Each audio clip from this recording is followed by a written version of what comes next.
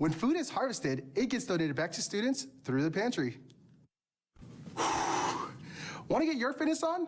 At the University of Washington, Tacoma, you have access to our university YMCA and the YMCA across nationwide. Hi, admitted students. My name is Maya Kim. I'm an admissions advisor here at UW Tacoma, and I'm here today to share some fun facts with you. The buildings on campus are named to honor Tacoma's history. The mattress factory, which houses admissions, the registrar office, and financial aid, at one point was an actual mattress factory.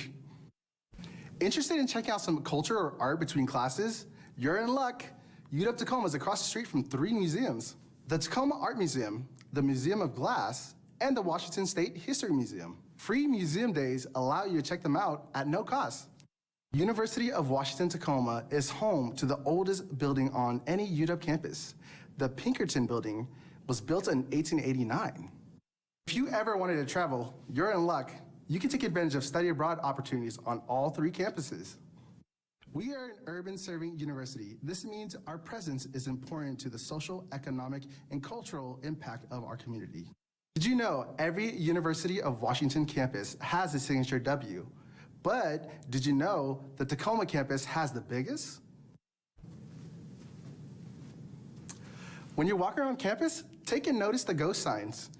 You'll see faded letterings from the early 1900s. Got a green thumb? Then the Giving Garden might be something you're interested in. The UW Tacoma Giving Garden strives to eliminate food insecurity among students by connecting them back to their food system. When food is harvested, it gets donated back to students through the pantry. Want to get your fitness on? At the University of Washington, Tacoma, you have access to our university YMCA and the YMCA across nationwide. Hi, admitted students. My name is Maya Kim. I'm an admissions advisor here at UW Tacoma, and I'm here today to share some fun facts with you. The buildings on campus are named to honor Tacoma's history.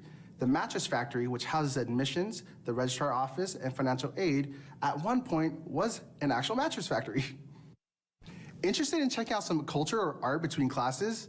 You're in luck. UW Tacoma is across the street from 3 museums: the Tacoma Art Museum, the Museum of Glass, and the Washington State History Museum. Free museum days allow you to check them out at no cost.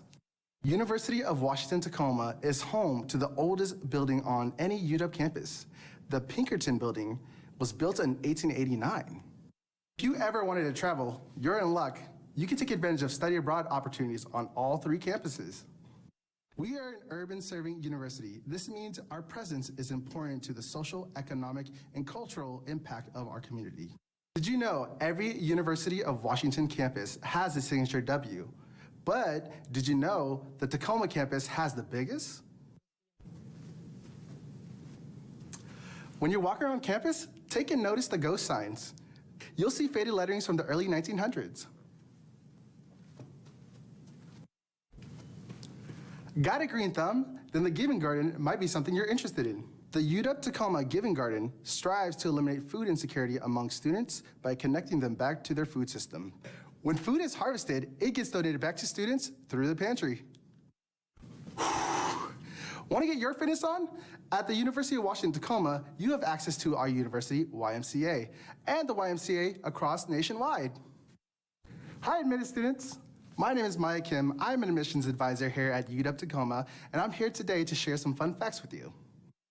The buildings on campus are named to honor Tacoma's history. The mattress factory, which houses admissions, the registrar office, and financial aid, at one point was an actual mattress factory. Interested in checking out some culture or art between classes? You're in luck. UW Tacoma is across the street from 3 museums: the Tacoma Art Museum, the Museum of Glass, and the Washington State History Museum. Free museum days allow you to check them out at no cost. University of Washington Tacoma is home to the oldest building on any UW campus. The Pinkerton Building was built in 1889. If you ever wanted to travel, you're in luck. You can take advantage of study abroad opportunities on all 3 campuses. We are an urban serving university. This means our presence is important to the social, economic, and cultural impact of our community. Did you know every University of Washington campus has a signature W? But did you know the Tacoma campus has the biggest? When you're walking around campus, take and notice the ghost signs. You'll see faded letterings from the early 1900s. Got a green thumb? Then the Giving Garden might be something you're interested in. The UW-Tacoma Giving Garden strives to eliminate food insecurity among students by connecting them back to their food system. When food is harvested, it gets donated back to students through the pantry. Want to get your fitness on? At the University of Washington, Tacoma, you have access to our university YMCA and the YMCA across nationwide. Hi, admitted students. My name is Maya Kim. I'm an admissions advisor here at UW-Tacoma, and I'm here today to share some fun facts with you. The buildings on campus are named to honor Tacoma's history. The mattress factory, which houses admissions, the registrar office, and financial aid, at one point was an actual mattress factory. Interested?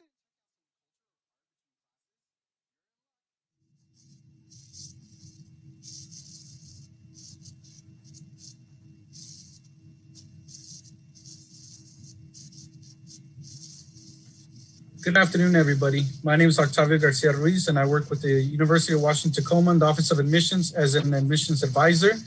And I'm here to congratulate all of you today. Thank you for making it this far. We want to congratulate you on all the hard work that you've put in throughout all these years to make it to this point, and for the hard work that you're going to continue to do to graduate from high school, as well as to once you get here to University of Washington, Tacoma and graduate from here as well. We would like to congratulate you on all that work that you have done so far.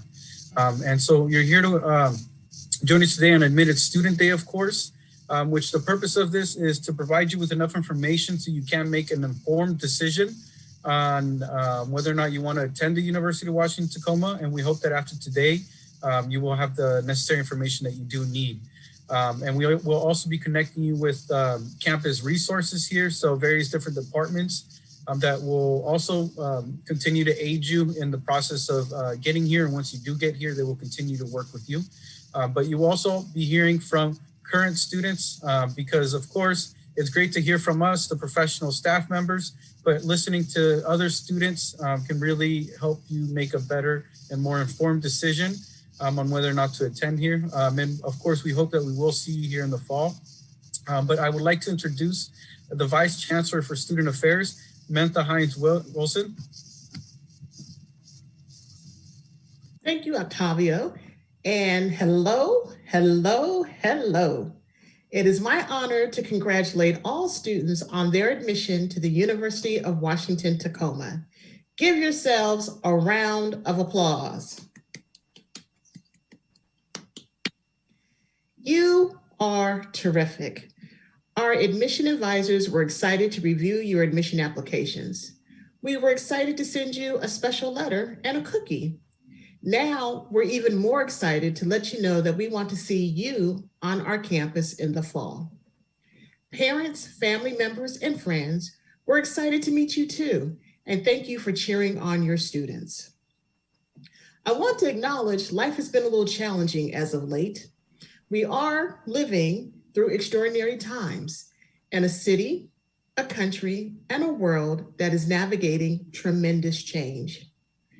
We have all been invited to see the people around us differently, to hear diverse perspectives, care about others, interrupt harmful situations, and ultimately better the lives of our families and our communities. The education we offer at the University of Washington, Tacoma encourages active learning, public engagement, and career readiness. Now, I first encountered these themes when I went off to college. Being in college was strange for me. I knew I was supposed to attend the university and do as my parents and grandparents instructed me to do and get my lesson. Get my lesson, I would think. What does that mean? How do I do that? What does that look like on a daily basis? How would I select my classes?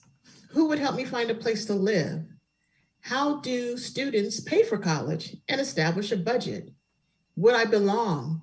Will anyone care about me and my success? So I finally got the nerve and the courage to pose these questions to Mr. Banks, my college admission advisor. Mr. Banks, or Booker, listened and demonstrated to me in a very real way that there were adults who believed I could do it. Booker answered all my questions and connected me to resources that were just right for me. I learned how to enroll in interesting classes. I learned how to engage in conversation with instructors, and I even found an on-campus job. I want you to know that you will find several Bookers at UW Tacoma, and I can guarantee students come first on our campus. I can guarantee Tacoma provides a great education and abundant support for students from all backgrounds. You will have opportunities to express your ideas, explore new concepts, and appreciate the views of others. You will also find spaces on campus to tinker, design, and express your creativity. I can guarantee you will meet students working alone and together to address the issues of public good. Our campus is located downtown. The neighborhoods outside our campus impact our campuses and our classrooms and vice versa. I can guarantee Tacoma facilitates career readiness. We provide academic advising along with success coaching and ready students for professional pursuits. We educate future leaders, we prepare citizens for lifelong learning, we encourage international travel. All of this and a healthy dose of fun too. I can guarantee when we plan to launch the fall quarter, we will offer in-person classes and some online instruction. Students, faculty, and staff will be expected to come to campus wearing a face covering over their nose and mouth, even if they have been fully vaccinated. Students will go about their day in classes, in labs, in the residence halls, study spaces, coffee shops, restaurants, and lounges, and recreational facilities. We will all do our part to be safe, to continue to distance, and prevent the spread of disease. COVID testing and vaccinations will be available free of charge to those that are interested. So in closing, I know that you have really important decisions to make in the coming months. The more conversations and information you have, the better. Please remember the University of Washington, Tacoma. Please remember our focus on learning, engagement, and career readiness, and don't hesitate to contact any staff member with your questions. So thank you and enjoy today's program. Octavio, back to you. Thank you, Mental, for those great words and message that you have shared with us today. Up next, one of our very own from the Office of Student Admissions, our student ambassador, Danny Quiroz. Hi, future Huskies. My name is Daniela Quiroz, and I am a senior majoring in criminal justice, minoring in law and policy. I'm honored to share my experience and even tips as a college student here at UWT. It's crazy to think that 2 years ago, I was attending Admitted Student Day as a prospective freshman. I was so nervous. This was the next chapter of my life, and as the first person in my family to go to college, I also felt lost. When I first stepped onto campus, students walking from one class to another would say hi to me. Then heading towards the event, 2 campus ambassadors welcomed me, Matthew and Austin, which are now my friends. It was my first experience of what UWT has to offer, a tight-knit community. Fast forward to 2 years later, as a senior graduating from college, my experience here at UWT made me get out of my comfort zone a lot, in a good way, of course. Talking in front of big groups, getting involved on campus, and asking questions was a huge step for me, as I've always been a shy person. However, I've realized 3 general themes that I've experienced to get out of my comfort zone and overall to be a successful college student. Taking notes, asking questions, and building connections are my top 3 tips for you. Tip number 1, taking notes. Taking notes is an important thing to do. Take notes on information that draws your attention or if it's important. Taking notes will come in handy if you need to ask questions, which leads to tip number 2, asking questions. If you have doubts for whatever reason, there is no such thing as a dumb question, and our resources here on campus are more than happy to help you out. This is what we're here for. The more you ask questions, the more likely you can build connections, which leads to tip number 3, Building connections can open many doors and friendships that help you succeed. The more relationships you build, the easier it will get to achieve your goal. For example, never did I ever think 2 years later I would be talking to all of you, but here I am by building connections on campus. Overall, I'm sharing these tips with you because they've helped me get through college a lot easier and get involved on campus. I encourage you to practice these tips today as if you're in a classroom here at UWT. Congratulations, you're now a Husky. Now, as part of the pack, we look out for one another. That's what makes us close. More so, here at UWT, we also get involved with local organizations by volunteering, donating, and/or spreading the word to one another. Today, we partnered up with WAMAL to spread awareness about this nonprofit organization here in the Pacific Northwest. Whether it's adopting a Husky, fostering one, or even volunteering at one of their facilities, it is an excellent opportunity to get involved locally. Without further ado, I'll hand it off to Courtney from WAMAL family.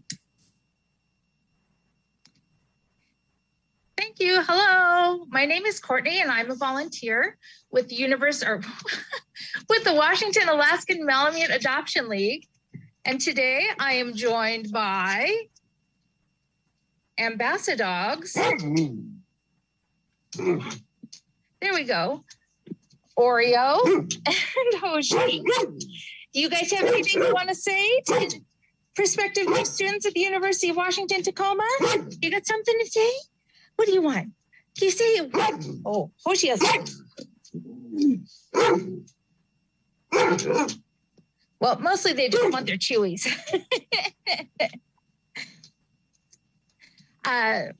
WAMAL is a volunteer-run organization that finds homes for dogs who have something in common with all the dogs who have served the University of Washington as the mascot.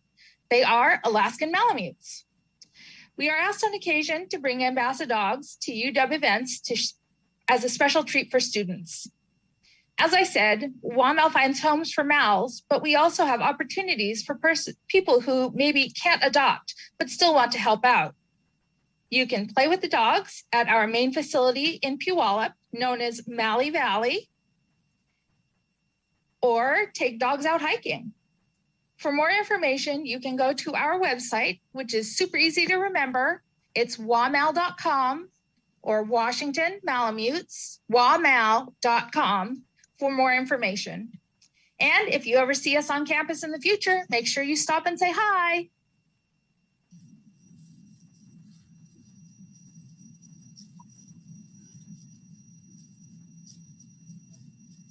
All right, thank you, Courtney, and welcome students to Admitted Student Day. Today, I will be giving you the overview, but first and foremost, I want to congratulate you on being admitted. Today on our schedule, we will have Tori with financial aid. Next, we will have Isabella with academic advising. We will then hear multiple resources with our campus resources. And then you will see Octavio and I once again reiterating the next steps. And lastly, we will have a supporting your students session with Stefan Harris. And to wrap it all up, we will have a Q&A session.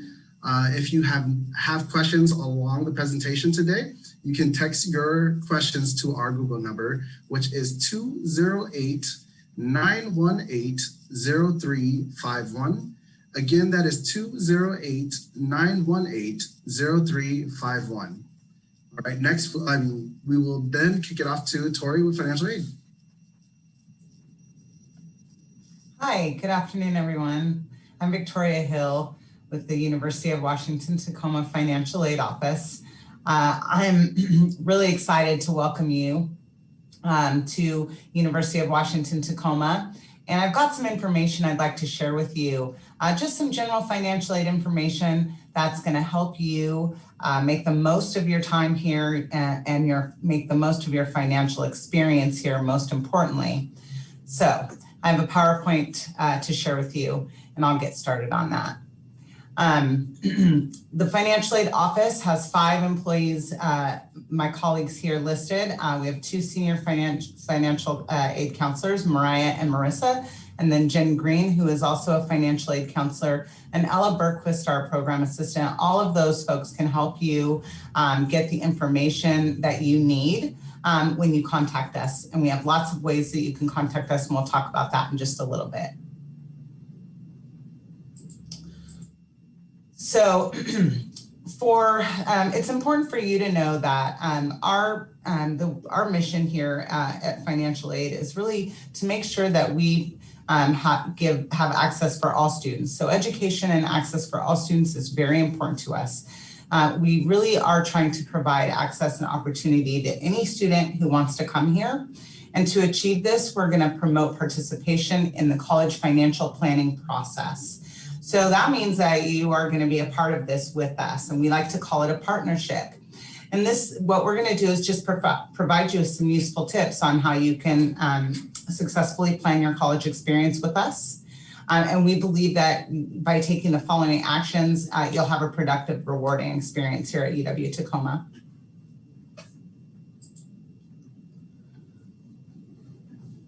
So next, financial aid. So our partnership, it consists of starting with you utilizing the tools that we are going to outline in this presentation. And what happens when you do that, it doesn't only yield you a successful college financial experience, it also helps you develop some necessary skills that you're going to use all throughout your experience here at UW-Tacoma. And also in your career and in your life. We're going to help you develop things like critical thinking skills, your problem solving skills, self-advocacy skills, your decision-making and accountability skills, and then also making sure that you're thinking about timeliness. So those are all the things that we want to try to help you develop as we work with you in this partnership for student financial aid. And those are the outcomes that you'll get if you follow the tips that we have for you. So there are several university tools that you can utilize. The main things that we really suggest that you take advantage of are the financial aid website. The UW-Tacoma website in general is going to be a really important place for you, but the financial aid website has a lot of information that you can access. Also, your portal, your university portal, is really important for you to access information. It's very familiarly called your MyUW account. So you'll be familiarized with that if you're not already, and be utilizing that all the time. So you'll want to get very comfortable with your portal. And you'll also want to pay attention and respond promptly to any emails or communications that we're sending you, just as you would with any of your other important things that you have going on. Professors, when they email you, you're going to want to get back to them. So you're going to want to pay attention to those things. And then also you're going to want to use the financial aid advising and counseling hours that we have available to get your questions answered. You don't want to procrastinate. It's really important. You want to make sure that you respond promptly to any requests for communication that we have, and any problems that might develop. If you contact us early, then you'll have probably a more successful experience with that. It's important for you to understand our financial aid processes. This information is available on our website, but also too, you can contact us if there's anything that you have questions about. All financial aid offices have specific ways of doing things, but taking the time to know some of these things can really help you have an easier experience. For example, you want to make sure that you understand any FAFSA and WASFA deadlines.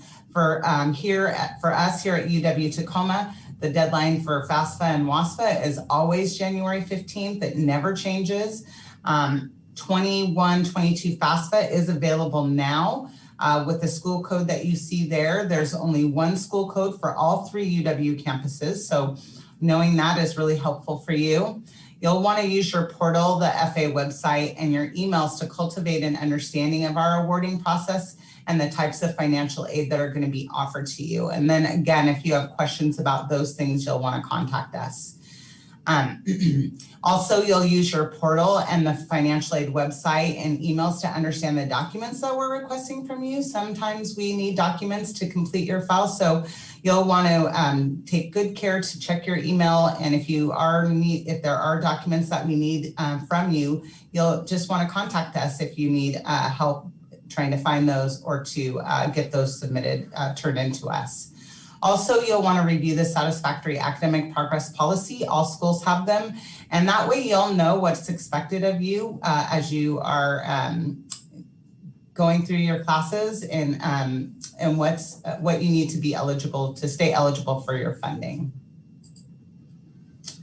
You want to also make sure that you're mindful of our timelines and deadlines, turn your documents in a timely manner.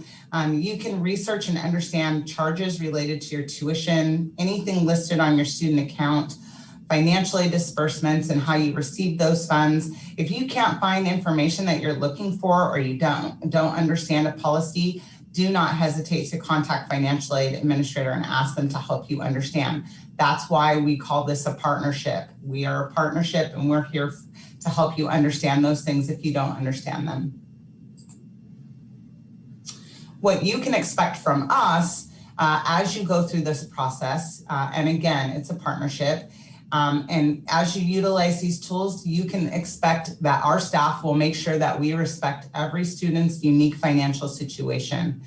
And we are here to advocate and guide you through any complex financial situation that you have. We also are going to make sure that we're giving you timely communications regarding any changes or policies or deadlines that we have, either via the website or email.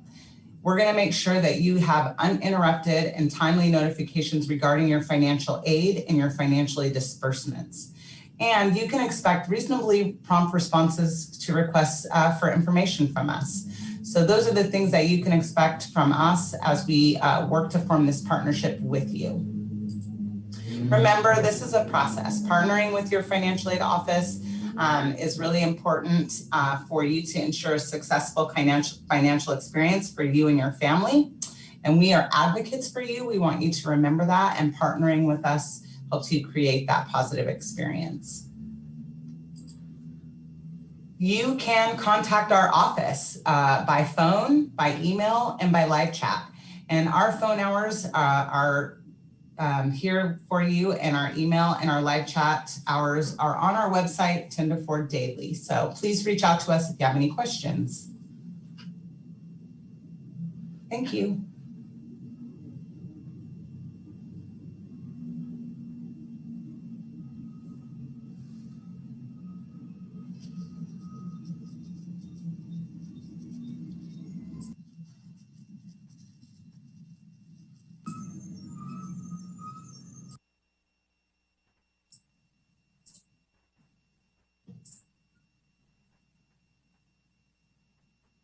Hi, everyone. Good afternoon. I'm just going to take over the screen right now and talk to you about some academic advising. So a little about me. I don't know if our screen is coming up, so I'm just going to do a quick technology check and get a thumbs up that our screen is working. Perfect. All right. So next slide, please. So a little about me. My name is Isabella Webb, and I am a freshman and pre-major advisor with the University of Washington, Tacoma. And you are correct if you're hearing an accent. That is because I'm from Australia, born and raised. I'm really excited to be here with you today and want to welcome you to UWT, which is the best campus in the whole wide world. So we will go to the next slide. And just a quick outline, I am here today to talk about academic advising and next steps for you. So we will go to the next slide. So academic advising, the biggest piece of information that I'm going to give you is to make sure that you are always meeting with your advisor every single quarter. Our job is to help you compare the different majors and degrees and do that degree exploration with you. We're here to connect you to your long-term goals, to your academic majors and minors, and plan which courses to take and more. So we are really a central point to help you navigate. I also, and I just lost my place right there. My apologies. Our job is really just to help you explore. So if you haven't decided on a major yet, not to worry. Our job is really to help you explore and figure out what those next steps are. So now we're going to go to the next slide, which is the most important piece, which is who is my advisor? So we have two types of advisors here with the University of Washington. And the first type of advisor is what I do, which is freshman and pre-major advising. So for students who are not yet declared into your major, or if you are not major ready, our job is to help you get there. So our appointments are currently being scheduled online by Zoom, and we will begin working with new students for the autumn quarter from June 1st onwards. And so if we can go to the next slide. Oops, one more slide over. So next slide, one more. And one more, sorry. Okay, here we go. So for freshmen and pre-major students, we divide those by alpha split. So if your last name is A to D, you'll actually be working with me, Isabella Webb. If your last name is E through K, you'll be working with Michelle Earthright. For students L through Q, you'll be working with Will Taylor. R through X, Kira King, and Y through Z, Lorraine Donnell. And we will also put in the chat the link for you to schedule in with your advisor. So we're gonna go to the next slide. And if you're anything like me, I really enjoy a good visual. And so once again, you can see up there all of the advisors, and I'm just gonna go through that once again. So A through D is Isabella, E through K, Michelle Earthright, L through Q is Will Taylor, R through X, Kira King, and Y through Z is Lorraine Donnell. So we're gonna go to the next slide. So academic advising at UW Tacoma. So for students who are major ready or who have been admitted into their major, you will actually work with the second type of advisor, which we refer to as a major advisor. So once again, this is for students who are coming in with those transcripts, could possibly be running start. This means that you're major ready and declared into your major. So next slide. Thank you. So we're going to take a look at some of the advisors and the different schools. So we've got the Milgard School of Business, and those advisors are Carrie Barker, Melody James, Heidi Norberg, and this is also for students who are admitted directly into that major. You'll want to work with them. In social work and criminal justice, we have Dana Childs and Jill Hansen. For nursing and healthcare leadership, we have Lindsay McBride. And for urban studies, we have Carmen Wilson. So let's go to the next slide because we've got some more major advisors for you. For the Institute of Technology is David Ross and Beth Jeffries. And for the School of Interdisciplinary Arts and Sciences, we have quite a few advisors. We've got Heather Hux, Erica Tucker, Karen Dulesky, Susan McCusker, Susan Barrera, and Beth Ann Hoover. And so these particular advisors are broken up depending on what discipline you're in.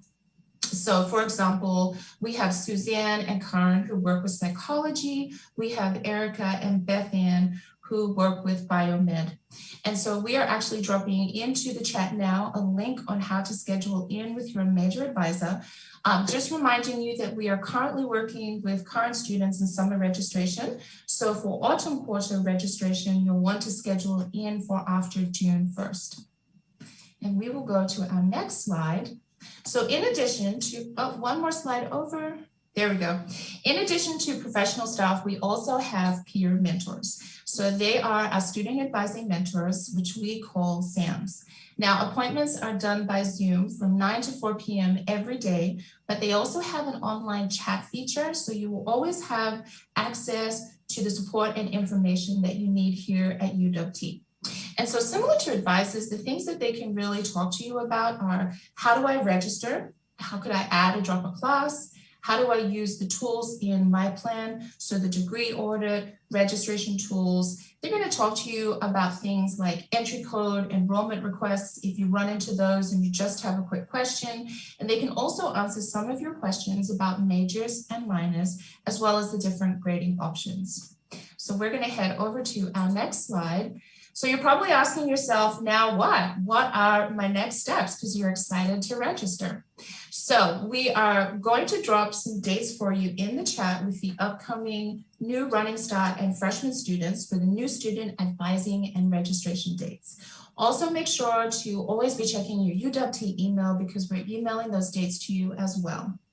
Now, not to worry, we do have a lot of dates available for these sessions, but if for some reason you're working, you have plans and you can't make those, you can always schedule in to see your advisor. And just a quick reminder that we are scheduling from June 21st onwards. So if you are planning to attend a new student advising and registration event, some of the things that you want to prepare in advance. So if you get a chance to go into your MyUW, you're going to want to look in your My Plan. Under My Plan, you're going to see the degree audit, the time schedule, and the tentative time schedule for autumn quarter classes. And we really encourage you to come with questions. So come with questions about, these are the degrees that I would like to pursue. What are the prerequisites? What are the deadlines to apply? Other information such as internships, study abroad opportunities, and for some students, research opportunities. Make sure to have a pen and a paper and laptop if available. And so not to worry though, if for some reason you're going into your MyUW or your My Plan and it looks a little overwhelming, we will go over all of these tools with you in depth on that day. And you're also welcome to schedule that one-on-one appointment also. So we will go to the last slide, and I have some upcoming dates for you, which I think you'll find really important. So for new and incoming students, registration is from June 21st onwards. So you want to keep that date, June 21st onwards. Don't be afraid that you're going to miss out on your registration date. Now, the first day of classes is September 29th. And the last day of the autumn quarter, if you're thinking that far ahead, is December 10th. Exam week, which is everybody's fun week, is from December 11th to 17th. And winter break is from December 18th to January 2nd, for those of you who are wanting to schedule or plan your holidays in advance. So thank you for your time today. And I'm really looking forward to meeting with all of you. And I am going to turn it back over to Octavia. Hi, everybody. Thanks for joining us still being here. Up next, we're going to have a few different people speak from various different offices that offer all types of different campus resources. So please pay attention. This will be very helpful for you in the coming weeks, in the coming months, on how to move forward through this process and who you will be meeting. So up next, please welcome Steve. Hello, everyone. My name is Steve Aiden. I use he, him, his pronouns. I am the student activity specialist in our Center for Student Involvement. Myself and Connor, who will introduce himself in a little bit, are here to talk to you about getting involved on campus. So you've heard a little bit about financial aid and academic advising, really those things that you need to think about to get yourself here and then get yourself into the classroom.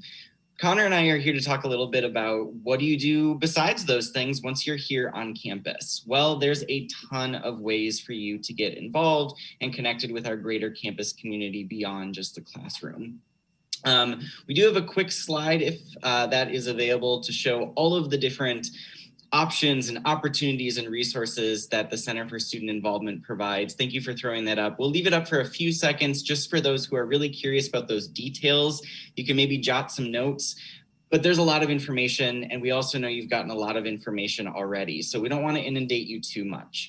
So instead of telling you every detail about what these events are, you should actually have an email about an involvement inventory that our office has sent out. Connor will speak a little bit more about that as well, but please know we've got a plan in place to get you connected to some of these resources.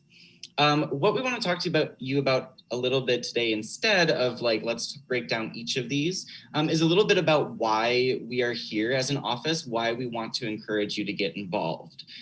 So really the baseline of where to start is just, it can really help for you to expand your social connections on campus.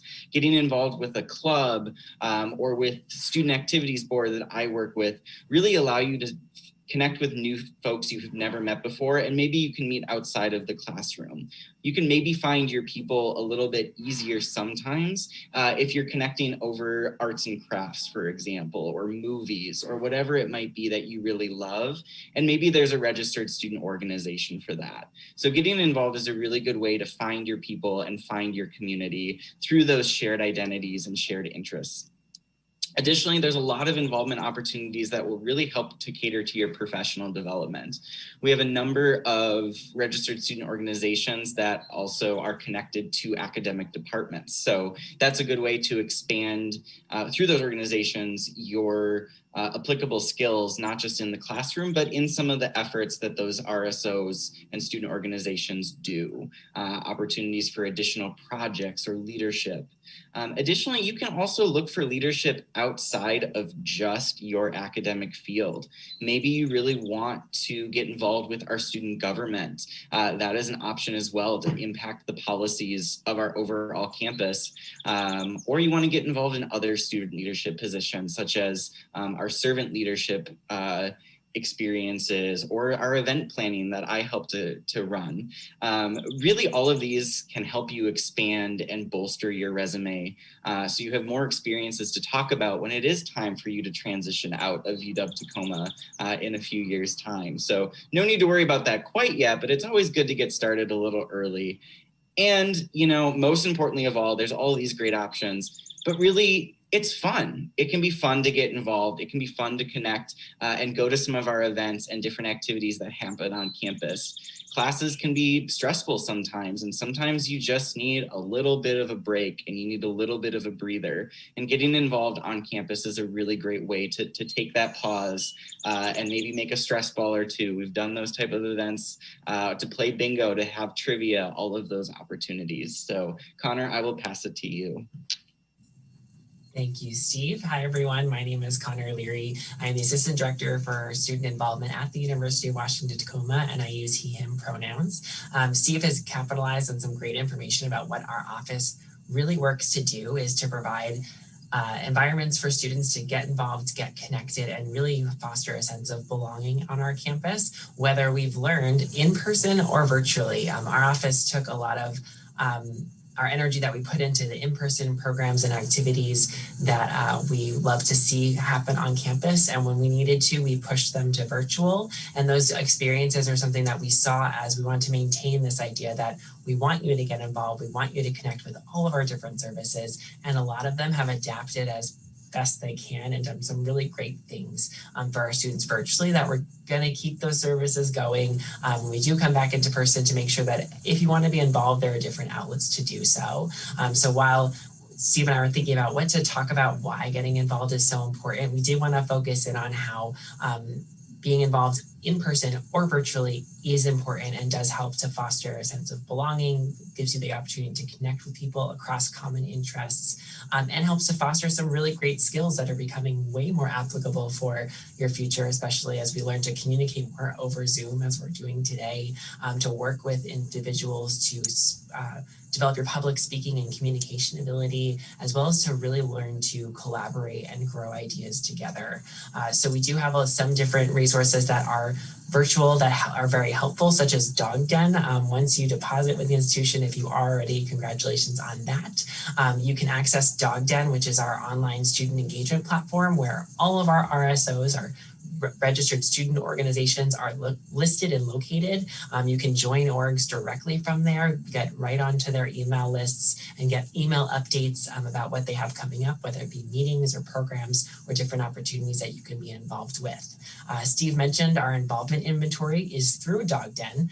It is a form that you can complete, and Steve, myself, or one of our talented students in our office who are, we like to say, are involved as they can be, will kind of prescribe some opportunities for you, just some suggestions of RSOs or registered student organizations, departments and services, or different events that you might be interested in joining in on when you begin in the autumn quarter. So we'll help you a little bit from the information that you provide us. Give us your interests, give us your identities, what we can connect you to campus to make you feel more comfortable even before you start on campus.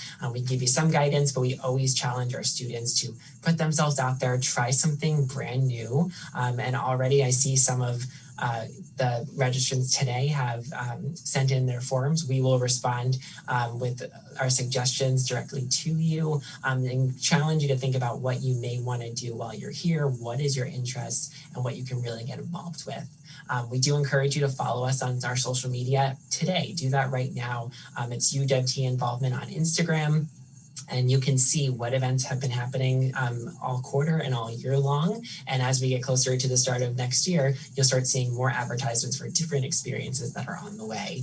And I do want to mention that I'm currently sitting in my office in the University Y Student Center. That is our location. So when we are able to have more in-person programming, we wish that you can come in and see us. But the Y is a great partnership that we have. It is open currently to students to come work out and use the fitness facilities, but we do a lot of partnership with them to make sure students understand that as UWT students, you have access to the Y and should take advantage of its student spaces, but also its health and wellness spaces, because we love working side by side with them. We've encouraging our registered student orgs to keep their minds on how we're going to involve the greatest number of people, and that relies on understanding how we can best use our virtual environments and our in-person environments to make sure you have all the opportunities you'd like while you're here. So Steve and I and the rest of our staff are super excited to get to know you more. Steve and I are going to dive into these involvement inventories, so keep submitting them. If you have questions or anything at all, please do not hesitate to reach out to our office, and we'll help you get started on your involvement at UW-Tacoma.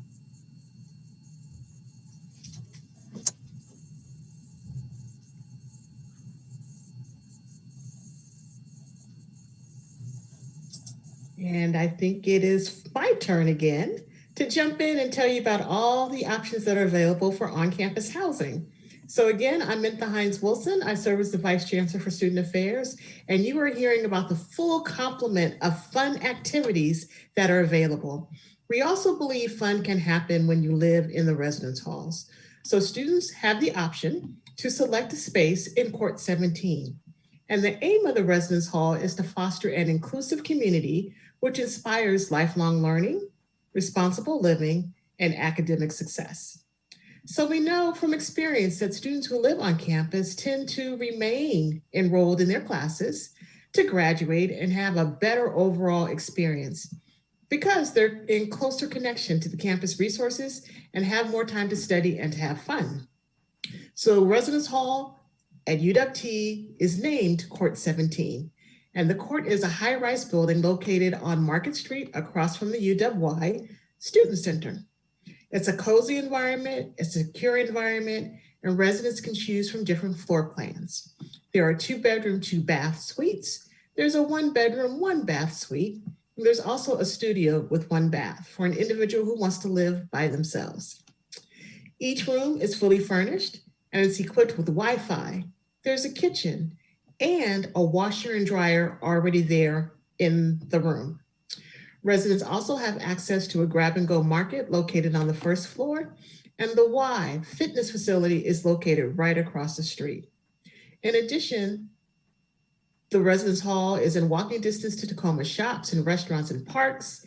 It has convenient access to the bus routes, and it's really a vibrant community. Absolutely lots of activity that's already happening in the building as well as outdoors.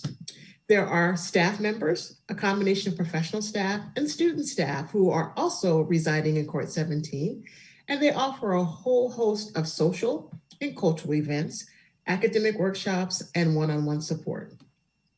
What I would like you to know in this moment is that the application is up, and applications are reviewed on a first-come, first-served basis. Interest in Court 17 is always really high. We have approximately 300 students who reside in that space. And in the midst of COVID, we de-densified it ever so slightly. So there'll be approximately 150 students living there. So we encourage you to apply and to apply early. Now, the staff person over there who you will get to know quite well is Mr. Ramon Barunda. He is our Associate Director of Residence Life, brings with him a whole host of experiences in terms of creating a very engaging living and learning environment. He would say, take the time to go online, take a look at the virtual tour, become acquainted with the resources surrounding Court 17, and to submit your application right away. So for additional information, pop onto the website. You'll see all the information I have just outlined for you, as well as the estimated expenses. So living on campus is not required, but is definitely encouraged. So again, I say apply and apply early. Thank you. Jimmy, I think it's yours. Thank you, Mentha. Let me do what so many others have already done and congratulate you on your acceptance to UW-Tacoma. It's a wonderful achievement. My name is Jimmy McCarty. My pronouns are he, him, and his, and I'm the director of the Center for Equity and Inclusion on our campus.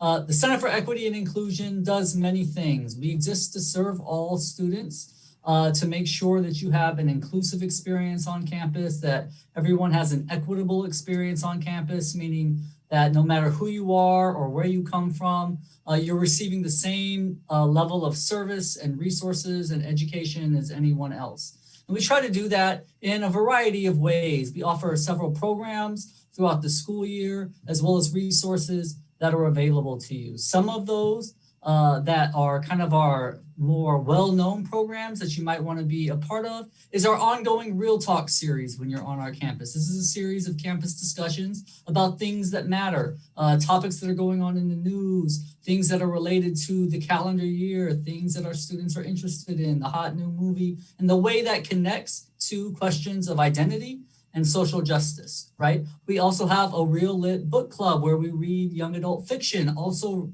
relating to those same kinds of questions. We have an ongoing student-led group of students called the Queer Discussion Group, where students who identify as LGBTQ are in community with one another, have conversations about things relevant to their own particular experiences on campus. And we have a variety of other programs throughout the year that are similar to that. Our Heritage Month programs, things that are going on in Black History Month, for example, or Women's History Month, or Asian American Pacific Islander Month. Next month in May, we're gonna have a series of programs focused on those histories and legacies of all the folks who make our campus and really the nation as vibrant as it is. I especially want to tell you about a program, since you're gonna be incoming students, that I would really encourage you to look into, and that is our RISE Scholars Program. RISE stands for Race, Identity, and Social Engagement. And this is a year-long program designed for incoming students of color. It's an opportunity to gain some academic skills, build community with other students who might share identities with you, and explore questions of race and identity and what it means to move through the world and be a college student as someone who identifies as a student of color. We also have one of our most robust resources on campus is our pantry. The pantry is open and available to all UW-Tacoma students. It's located on campus, and it is a place that you can access up to once a week to get nutritious food for free, as well as hygiene products. During quote unquote normal times, you could access 10 free food items and additional hygiene items up to once a week if that's something that you need. During the time of the pandemic, we've not been on campus, and so we've been delivering those goods, even more food, up to 15 food items per week, based on halal, kosher, vegetarian, carnivore, omnivore, all kinds of options that you can find on our website. And we've been delivering up to 30 miles away from campus because we know so many of you live all over the South Sound region. So we have lots of different kinds of resources to make campus feel as accessible and as inclusive as possible for you, as well as to make sure that you have the kind of educational experience that you desire. When you come here in the fall, you can find us in the Snoqualmie building. We'll be on the first floor. We're actually going to be moving there this summer. It's going to be a brand new space, new furniture. We're going to have multiple rice cookers and microwaves. You can come hang out. We're going to have lots of programs, workshops that will be available to you there. If you're part of an RSO, what some folks might call a student club, you can hold your meetings there.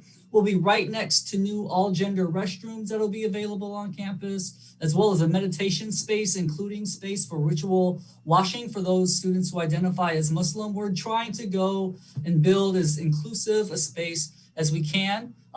One way we do that is we listen to you. So as you show up on campus, as you get familiar, as you learn what it is for you to be a student at UW-T, come to us. Let us know what you're experiencing. Let us know what you're missing, and we can work together to build the equitable and inclusive campus that we all want to have.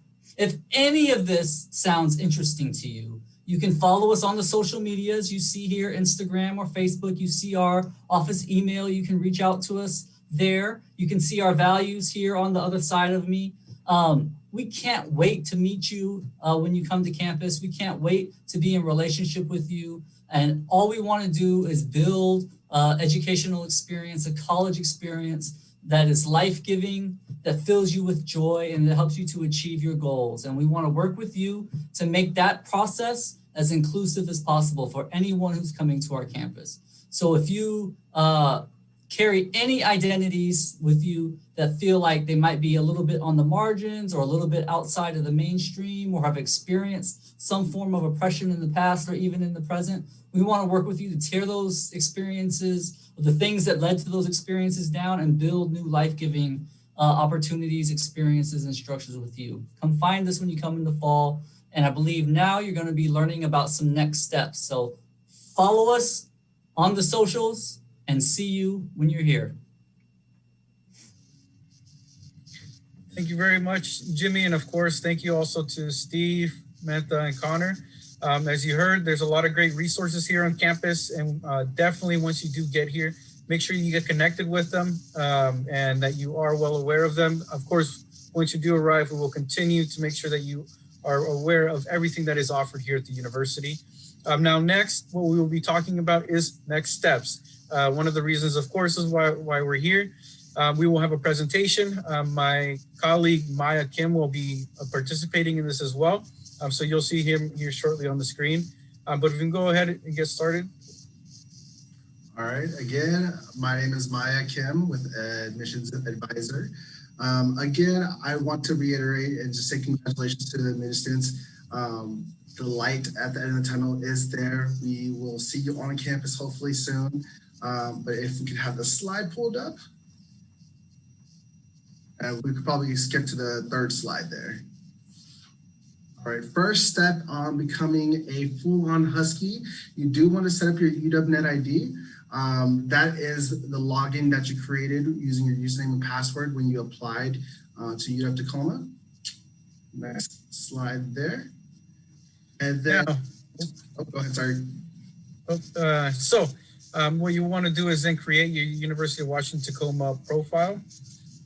So how you do that, of course, is, we've sent you emails, so make sure you do verify those. You can also check in with us later on if you're having trouble. But you'll want to create your UW-Net ID, and we'll, of course, verify your information. So make sure that you can find it on our website. If you're having trouble, again, email us. We can send you that link. But yeah, we'll have you create that, and then from there, your email. If you go to the next slide. Again, creating your UW-Tacoma profile is super important. We will be sending any updates on like admissions, financial aid, academic advising. All of this information will be sent to your UW email. So you do want to be checking it often and frequently to make sure you're informed of all the next steps here. And again, you'll need your UW-Net ID and password to log into your MyUW, which is your profile to connect to all those resources and begin exploring your resources and get connected to your classes as well. Next slide. So, of course, one of the next big steps is attend Admitted Student Day, which you are here already. So we really appreciate you for joining us. There are 2 dates right there. We will be posting this on YouTube. So later on, if you know anybody that wasn't able to make it today, or maybe some family members would like to see this program so they can, have some awareness of what we spoke about here today. You can definitely find that later on and then send it to them. Or if you just want to rewatch it, you enjoyed everything that we talked about, please feel free to follow the link to that later on once we do have that. Next slide. Making sure you understand your financial award and your FAFSA is super important on just being a student overall. We want to reiterate that to renew your FAFSA every year. Our school code is going to be shared among 3 campuses again. It will be on the screen there. Financial aid awards are beginning to go out now, so make sure you check on that. Again, your MyUW profile also shows that in your financial aid award. Of course, it's the contact information for financial aid. You can email them, call them. There is a live chat feature, which a lot of our departments now have. But if you go onto their financial aid website, as you see there, you can follow that link, copy and paste it if you'd like, type it down. But when you get there, at the bottom of on the bottom right hand of the screen, you'll see a little icon, and it'll show live chat, and it'll be the color purple if it's live, if somebody's actually there, or it'll be gray, kind of like a grayish color if nobody is. You can try and contact them using various different forms, and they will reach back out to you as soon as they're able to. And next is to say yes to UWT and confirm. You want to confirm and pay the new student enrollment orientation fee, which is $159 non-refundable and non-transferable fee. This fee is used to fund programs and services that help students transition successfully to UW-Tacoma. There is also a new student enrollment orientation fee referral form. So if you do need that, you can follow the link below. All information on these slides should be sent out in your admit packet as well, so you can follow the links there as well. So if you do, again, need that referral form, please fill that out and make sure you turn that in as soon as you can.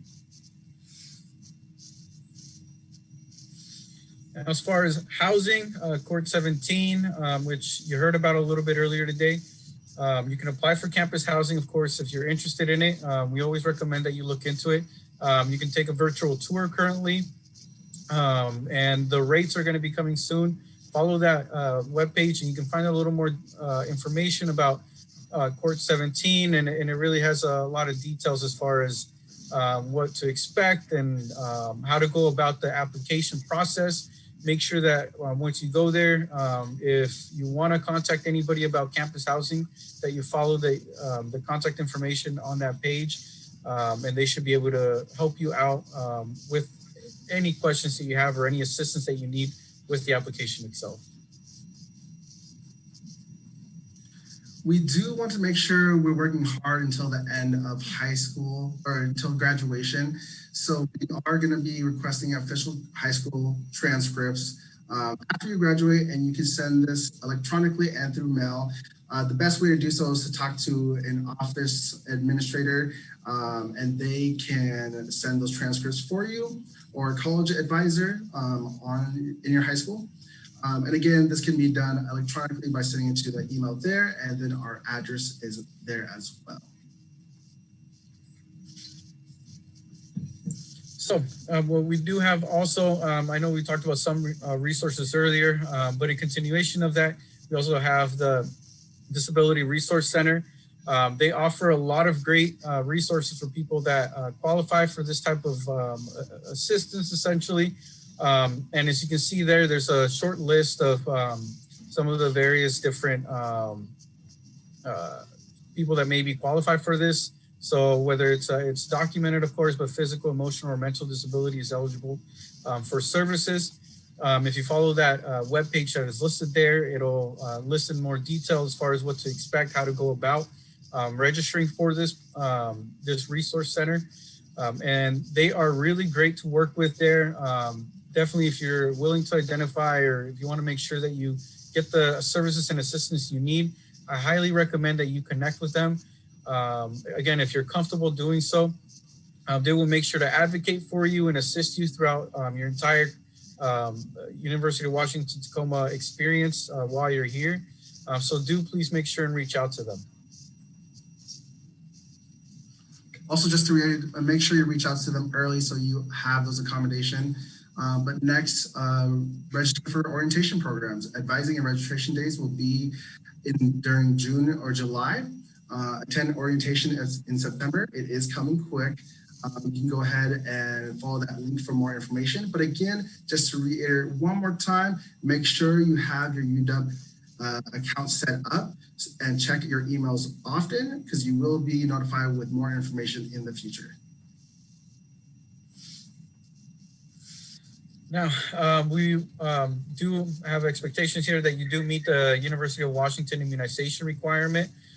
So you're gonna wanna submit your measles immunity verification form. It's required to provide proof of that in order to register for classes. So in order to have a smooth transition from one school to here to the university, Make sure that you do this as soon as possible, start looking into it. Again, as far as following the link that we've provided here, make sure that you work on this as soon as possible. The longer you wait, it can kind of prevent you from continuing on with these steps that we're talking about. So I do really want to emphasize that you work on this as soon as possible. And again, you can always reach out to us if you're having trouble getting to any of this. The next is follow us on Instagram. Our Instagram profile is right there. We often post up-to-date information, campus photos and videos, student spotlights, and other reminders on our Instagram Live. And of course, this is our the Office of Admission contact information here. You can see the email. We also have a live chat feature, as I mentioned, other departments do as well. So you can go onto our webpage. If we don't get back to you, even though it says live, we may be busy with somebody else, so don't worry, we're not trying to ignore you. Either stay there or you'll get kicked into our email list, and then we'll make sure to get back to you as soon as we can. But up next, we will have,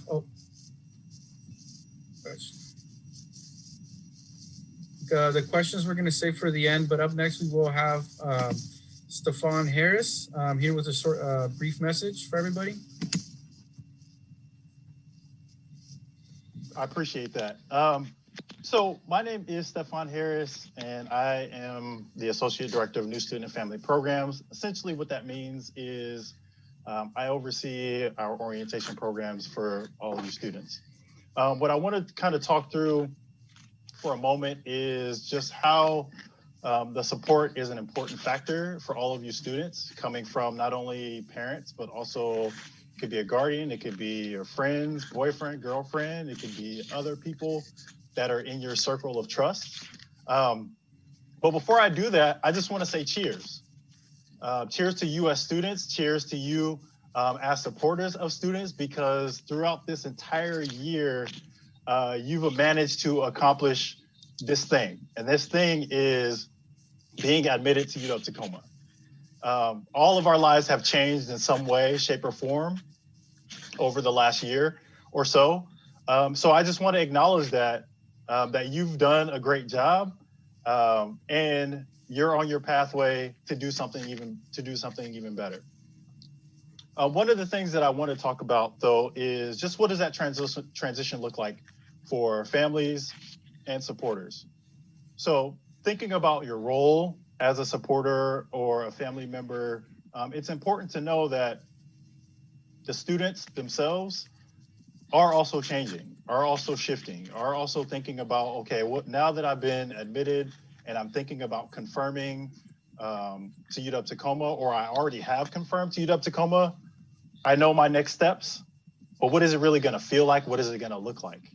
As we prepare for all of you to be on campus in fall, or as many as possible, I think that will be a really introduction or reintroduction for everyone into what the campus will be, and the energy and the love and everything that comes with going to college. So I think of it as being a coach. So as a parent of a college student myself, the struggle is real, and a lot of challenges happen along the way, and that's just part of the process.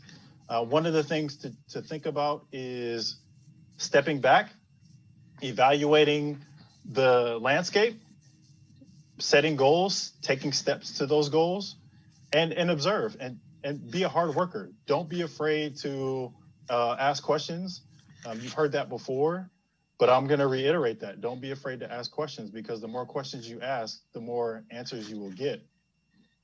And even drill down a little bit more, asking the right type of questions.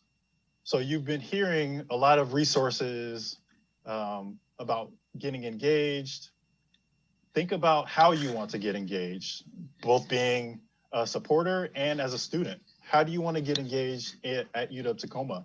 And we have a really great group of people that can help you do that. So think about it from that standpoint.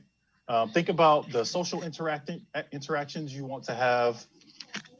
Think about how you want to develop not only as a student, but also for parents and supporters. Think about how you want to develop in helping your student thrive. And another thing too is thinking about what skills do I already have that I can, and what experiences do I already have that will be a great asset to help be a supporter. And then from a student perspective, what am I coming into this campus with? So it's all about being confident. That's where asking those important questions come into play. It helps build that confidence. It also helps to build an identity for yourself, right? So paying attention to those things is really important. One thing that you should know, one from a parent perspective, is staying connected. Now, we've heard that a lot over this past year about staying connected. What that means is, well, I've already been at home, we've been connecting. Well, now that you're going into this phase of separation when it comes to being a college student versus being a college parent or supporter, that communication may lag a little bit, or that communication may not be as much as you would hope it to be. And so I would just encourage you all to just stay as connected as possible, sharing some of your successes, sharing some of your challenges or strategies that you want to happen. And expect, from a supporter standpoint, expect there may not always be the response that you want, right? And that's okay. There's nothing wrong with that. Because from a student perspective, we're learning how to grow, learning how to apply some of the information and experiences that they've been taught is really important. So listening is also a really cool thing to do. Listening to, not to respond, but listening just to take in the information. So that's one of those tips as well. Continuously check in about ideas or feelings. We are in a heavy climate right now. So not only just from a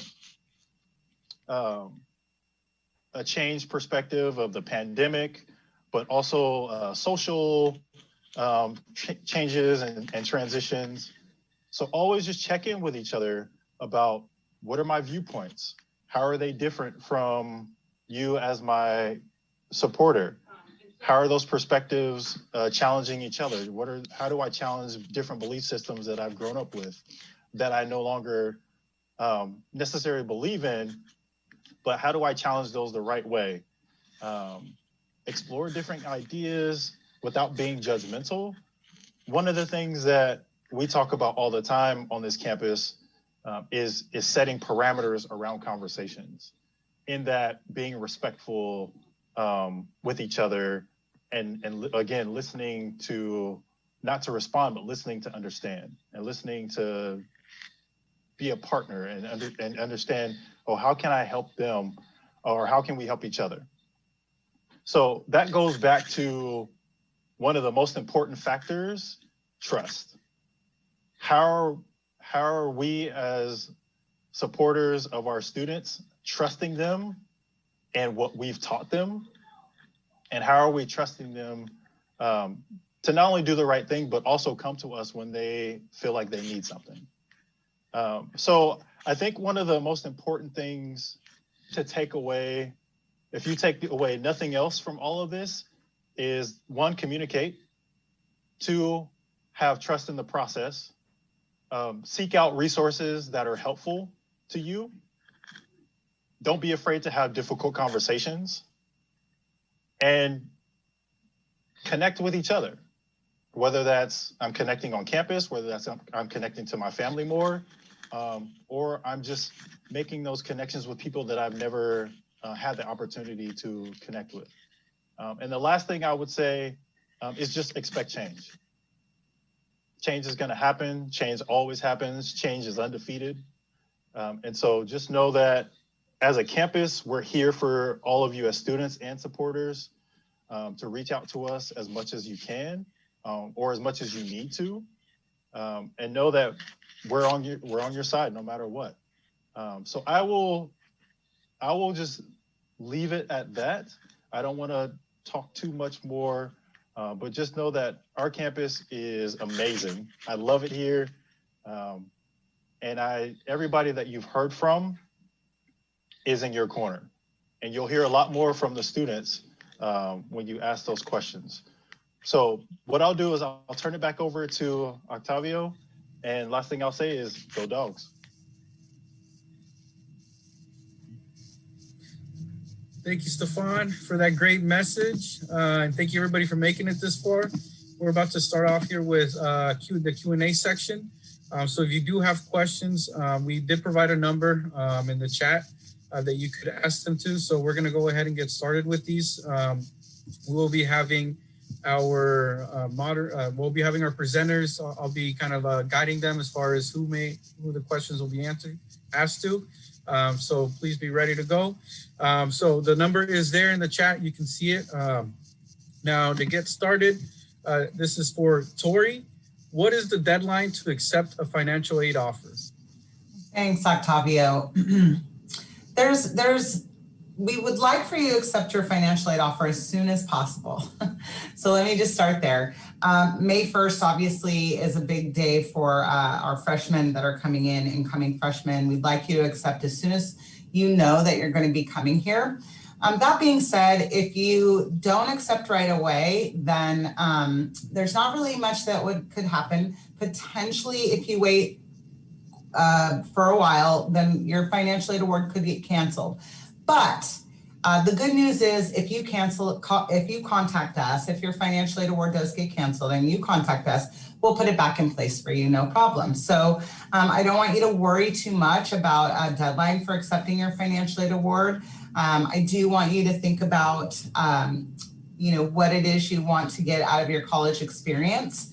And hopefully what you're seeing is making you lean towards our campus and UW Tacoma and the amazing people who work here and want to support you through this experience. So in that respect, we'll allow, your financial aid award offer is going to be available to you when you're ready to accept and come to UW Tacoma.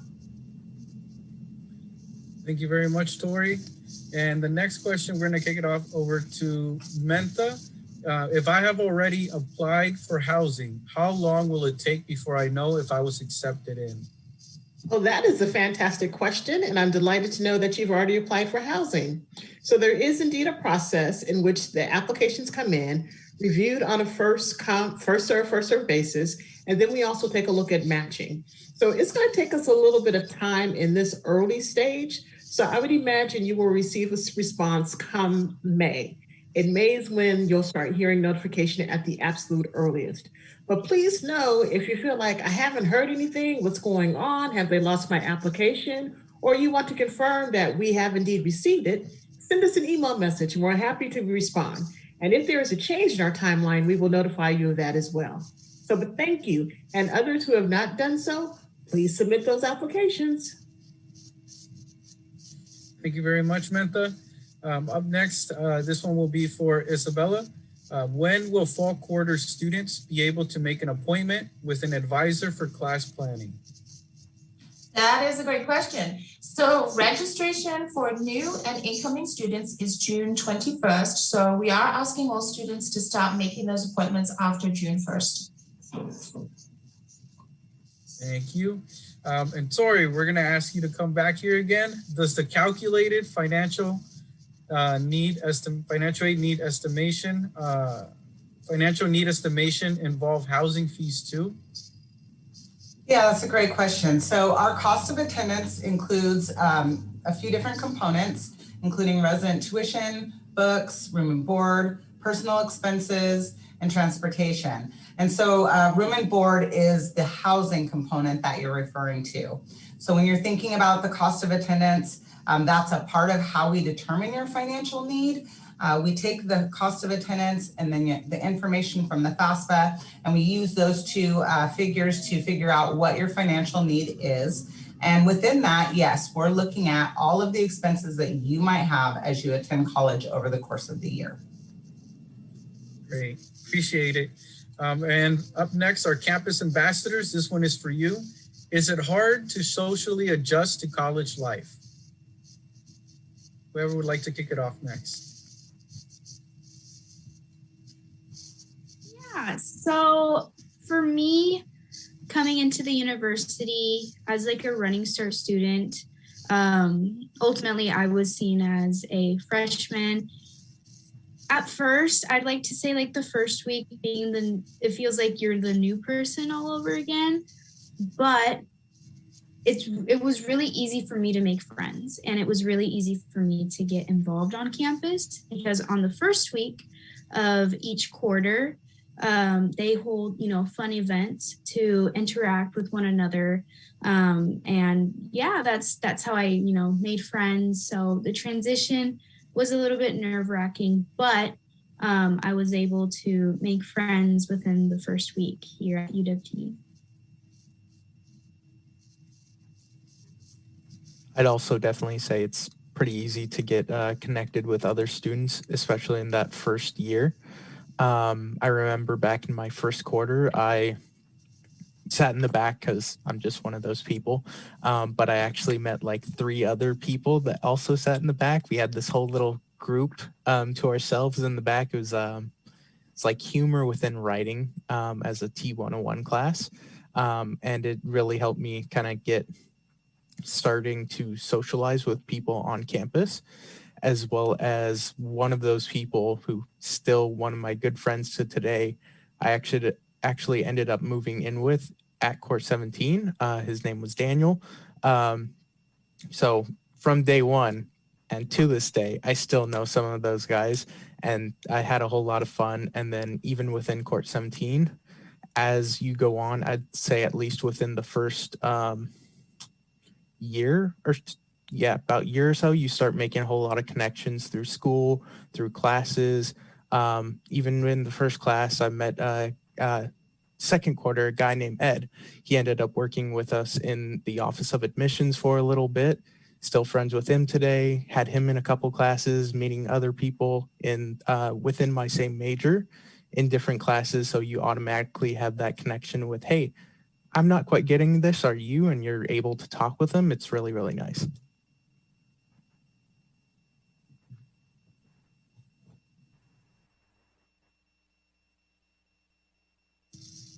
Okay, would any of other ambassadors like to say anything? Yeah, definitely. I'll get my experience as well. I agree with Austin. I think it can be a little challenging, honestly, to go in like the first time because you're maybe just like you're nervous. You're walking into a new environment, but it's really easy to make friends. There's so many events, and then living on campus, as Austin said, it's an easy way to just meet a bunch of people. I mean, like Austin was one of my roommates. So from him, I met more people. And then from our other roommate, Daniel, I met more people. And so as you just keep meeting more people, your network expands and school gets a lot easier because you just know a lot more people. One of our roommates was actually the person who led me into my major of IT because I was like, I don't know what I want to do. Then he told me about it and I was like, that sounds awesome. And then I got into it. So I got into the major I wanted to get into just because somebody explained it and helped me into it. Yeah, I would like to also elaborate that me, myself, as a transfer student, I hadn't experienced, there was a lot, everything was already known to everybody else. And I was like the new guy and everybody else had known each other for years. And I'm like, oh, I don't know anybody. And I would definitely say like living on campus was a great experience. I got introduced to other people. I got invited to multiple things. The community was very nice. And I would say it's very open about meeting new people, especially transfer students. Thank you very much to all of our campus ambassadors. And we actually do have another question for one, specifically for one of our campus ambassadors to ask if we could have you answer this. Danny, what type of study abroad programs are available? So studying abroad programs, I actually was going to study abroad in the fall of 2020, but due to the pandemic, it got canceled. So there's all different types of programs that it could either be within majors or prerequisites or general credits, if that, makes sense. So for example, my studying abroad program, we were going to go to Ireland and Northern Ireland, which those credits fit into my degree. While there's other programs that offer different types of credits, either generally or within your major. What I definitely do recommend is going on Global Affairs website, and at the homepage of UW Tacoma, if you click that little search bar icon, search up Global Affairs or Studying Abroad programs, and it'll just pull up a list of all different programs offered for all students. I also do want to note that as a student of University of Washington, you have access to all studying abroad programs, not just here in Tacoma. So that means Seattle campus and Bothell campus as well. Thank you very much, Danny. Isabella, this next one's for you.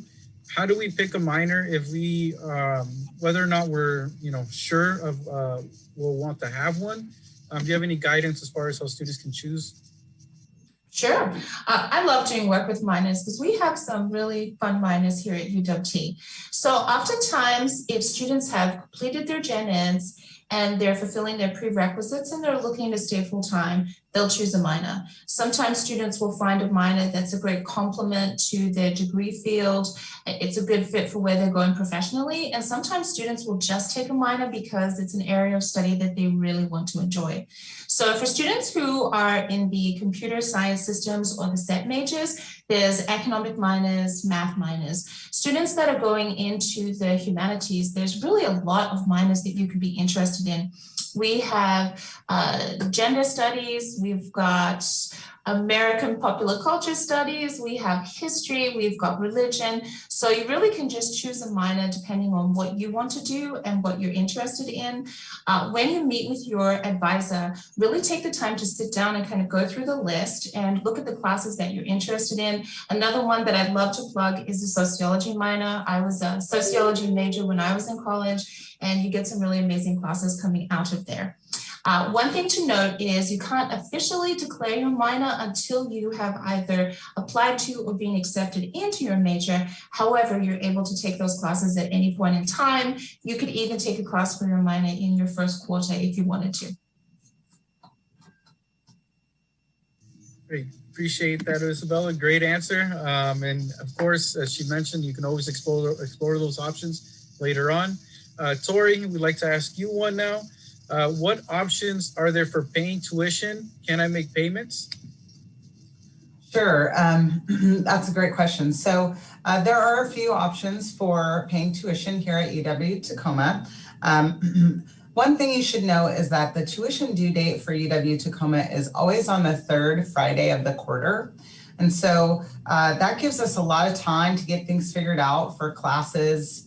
That gives everybody time to get settled and add and drop as they need to and get settled in their classes before tuition is actually assessed.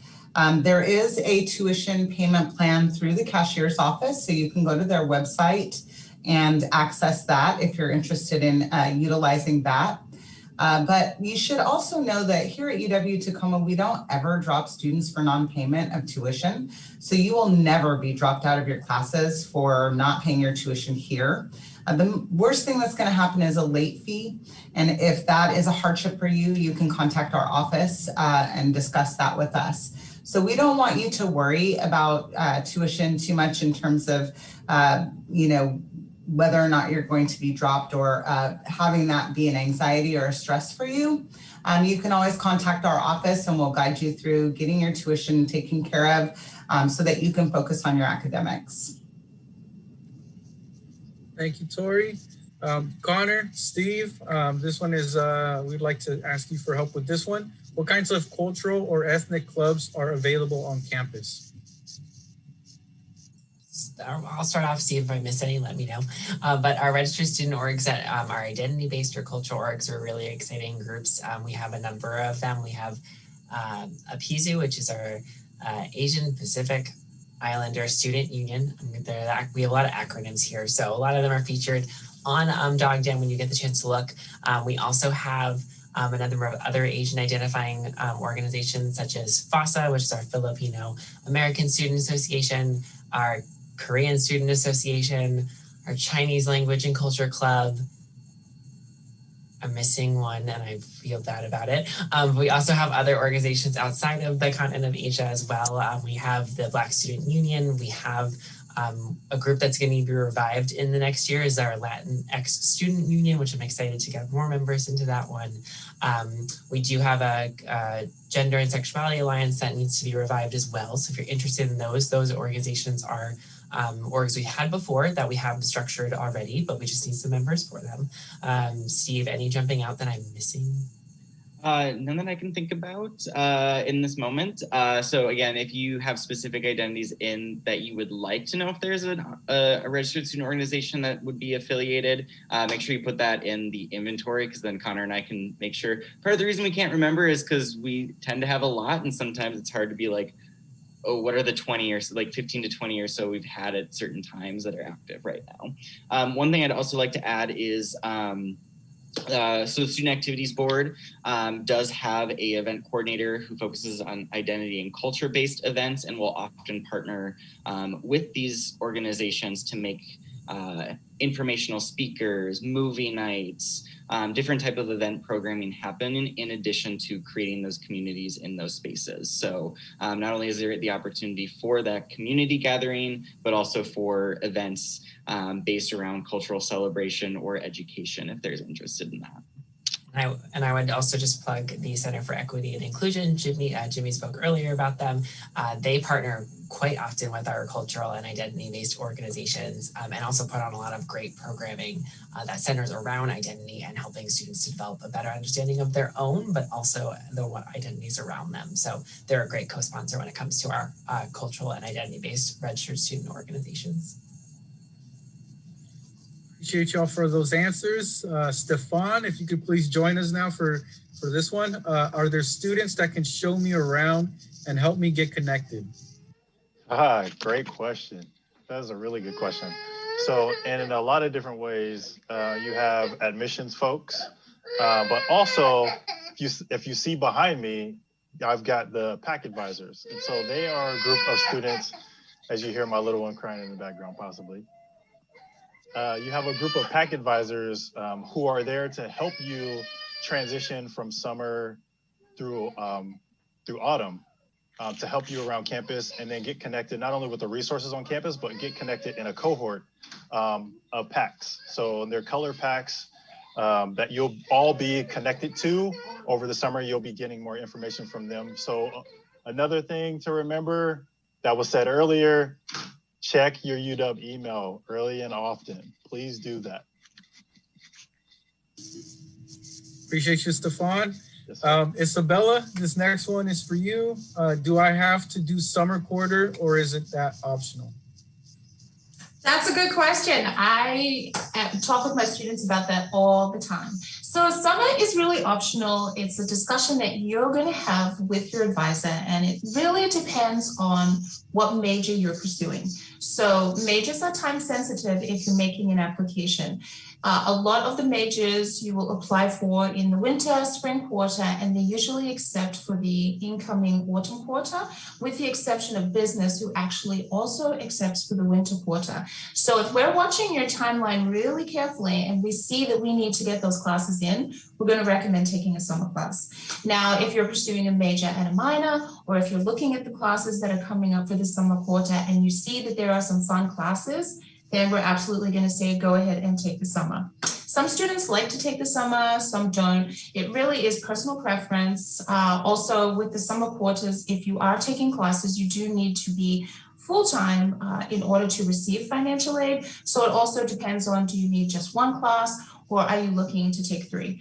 But usually in the spring quarter, we'll start to have those conversations with students. We will always map your timeline out a good year in advance. So you will always know what you need to take, when those classes are offered, if they're sequential. So for example, with the business program, if you're taking the accounting series, also with the biomed, those classes are always sequential. So we'll be looking at when they're offered, what you need, and when is your timeline to apply. So no worries there. That is one of the first things that your advisor is looking for when the spring quarter comes up. We're going to consider summer.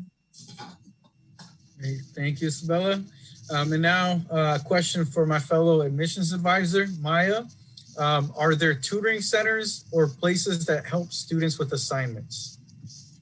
Yeah, perfect question, especially because it's right behind me here, which is the Snoqualmie building. We have the TLC, the Teaching and Learning Center. There, what's neat, if you do have a question and if we're in person, they have keypads on each desk here, and 1 could be math, 2 could be writing, 3 could be science. And if you press 1, a magical tutor will come to you and help you on your math assignments. We do understand that that's not possible now, so we do have a virtual version of the TLC. And then I also want to just to introduce like a concept of going into office hours with your professor. They can help answer questions as well. And also realize that students may not know the knowledge around you as well. So take resources and use of your peers. They can help you with your assignments as well. There's a lot of study spaces in UW-Tacoma. Thank you, Maya. And Mentha, we have one of your favorite questions to answer here. Is there a cafeteria, a Court 17, or places to eat? Yeah, that is a favorite question of mine. So there are dining options available in the downtown area. So as many of you know, Tacoma, the campus is situated in downtown Tacoma. So right there on Pack Avenue, there are a number of different eateries that provide student discounts. So that's where we find that the majority of our students will provide or receive a snack or an option of some sort. We also have a little bit of a small scale market that's right there in Court 17. So the residents can roll out of bed in their pajamas, come on downstairs, get a chicken pot pie and take it back up and put it in the oven in their kitchen in their room. So yes, across the campus, there are options available. And within the next couple years, we're really hoping to launch a full-scale dining facility. But the students might want to talk about some of the options that they appreciate. There's a competition between Zeke's Pizza and Abella's Pizza, which one is the best? There are a couple of other facilities, hot dog spots. So who wants to jump in and talk about where they eat during their time on campus?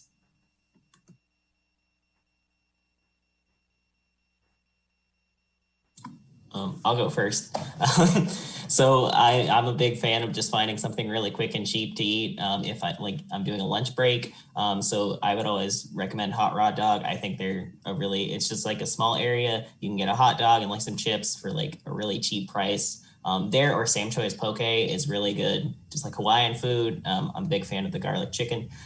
So those are some great options if you're just looking for like a quick meal to grab.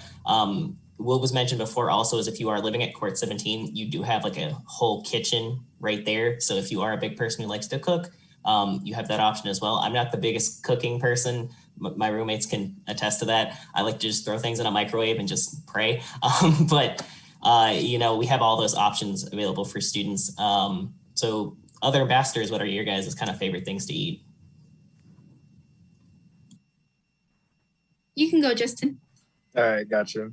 So I personally just had, for the first time ever, I think yesterday, was Abella's. Is that what it's called, correct?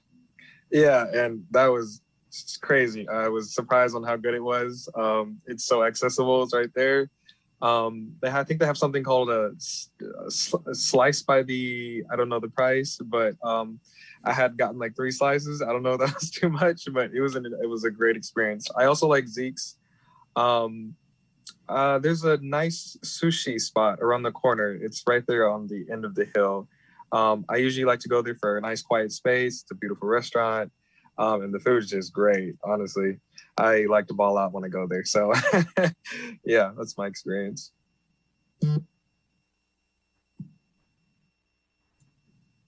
One thing I'd recommend is we do also have like a Jimmy John's. And personally, I like Jimmy John's, and the freaky fast thing actually works out really well for like during classes, or not during, after class, before class, or let's say a lunch break. It's really good to run down there, grab a sandwich, grab some chips, grab a drink, be on my way, sit down, do some homework, get some work done. So that one's always good, as well as I believe we have a bubble tea place as well. That's pretty popular amongst our students. And then I think Zeke's has like I think it's $5 for students. It's like a slice of pizza, a good size slice, like that size. It's great. And like a soda for $5. And that was also a really good option. Yeah, so dining options, if you like, cute aesthetic places, I definitely recommend Hello Cupcake. Super cute. Their cupcakes are delicious. And as well as, you know, coffee places. Coffee places are like, you know, a college person's best friend, coffee, caffeine in general. We do have 3 like cafes on campus or around campus. The first one is Metro Cafe, which is located down in the Tioga building. As you can see Maya in the background, whenever he pops on, he can, you know, point it out. As well as there is Anthem Coffee Shop, which is right across the campus. So again, Anthem and Metro, they do offer student discounts if you just show your Husky ID, and it can vary from 15 to 20 to even 50% off your purchase. And then lastly is Starbucks, which is connecting to our university bookstore, and again, right along Pack Ave. For Starbucks, they have their own little rewards, but I've definitely went to Starbucks before class, get myself, you know, a cute pink drink with sweet cold foam on top. And yeah, that's what I've done. I definitely want to point out, you know, cafes, because as a college student, caffeine's pretty cool. Yeah. Thank you very much. I'm getting a little hungry now that y'all are talking about all these great places to go and eat. Maybe one of these days I'll try and go out there to one of these. Next question, Tori, this is a great question for you. If I accept my loans initially, will I be able to cancel them if I don't need them later on? Sure. So in terms of loans that we offer to students, you can accept them, and we will always, you can cancel them at any time with us within 90 days if they've already dispersed. So we are here to walk you through that process. If you don't want loans, we'll make sure that you're not taking out loans. You can accept them for a safety net if that makes you feel comfortable right now. And then you can contact us later if you don't need them. Students do it all the time. They contact us and say, oh, I got too much money, I want to give some of this back. And then we adjust the financial aid award, take it back, and put the loans back. And it's like they never even dispersed to you. So we make it really easy for you to do that, to cancel the loans if that's what you would like to do. So yes, you can. I appreciate you, Tori, as always. Connor and Steve, if y'all could join us for this one again. So it's for you. What kinds of sports can I participate in?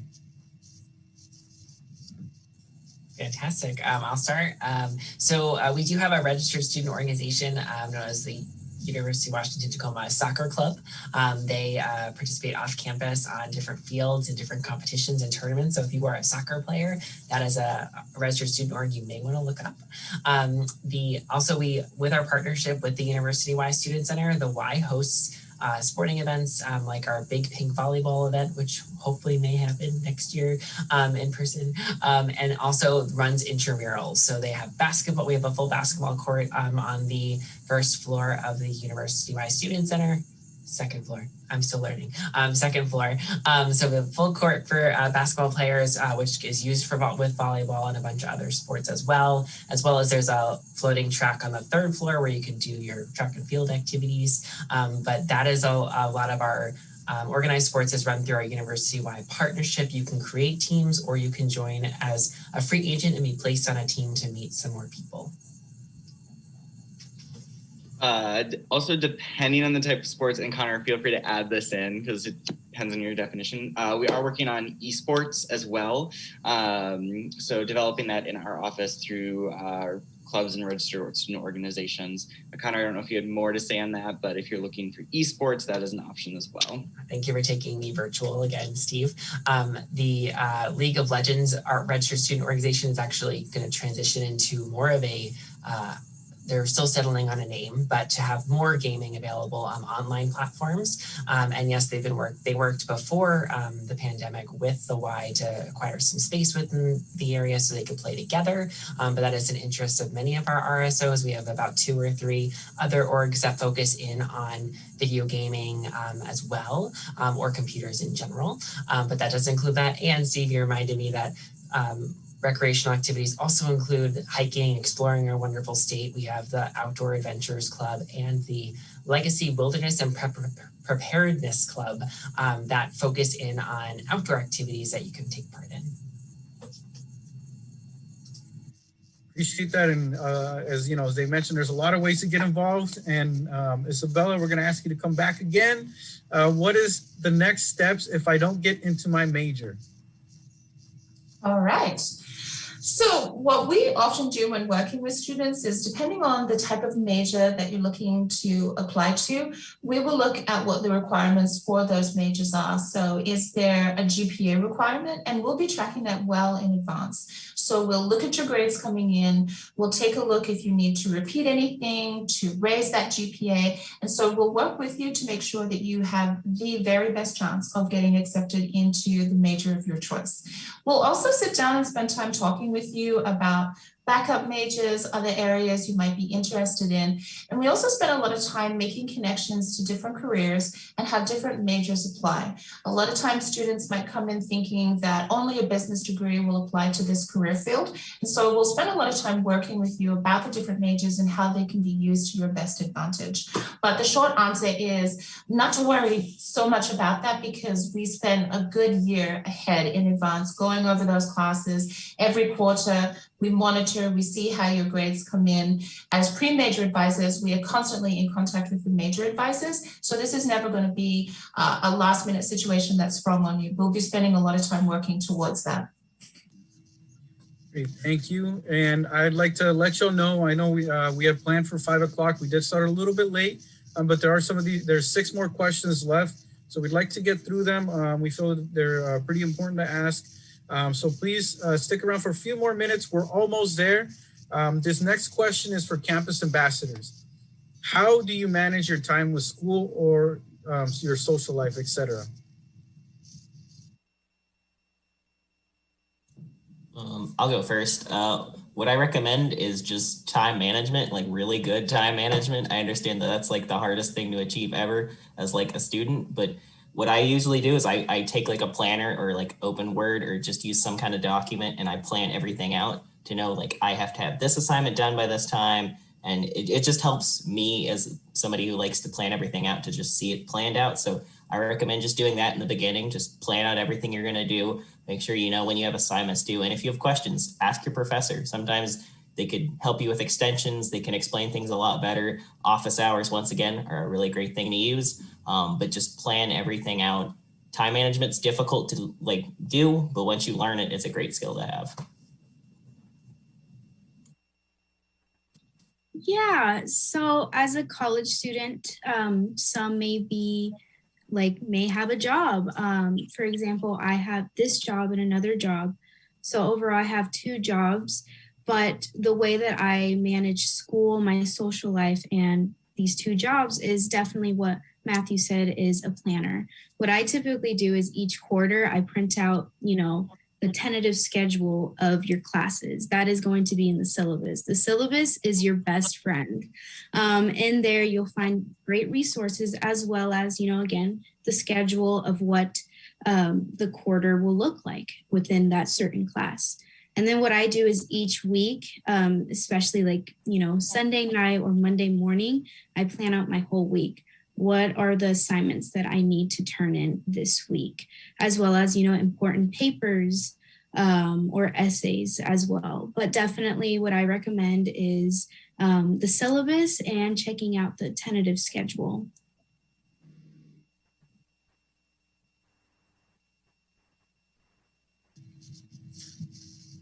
Okay, I would also like to add that it's great. Yeah, as everything as Matt and Danny said, those are awesome. Those are exactly the things I would say too.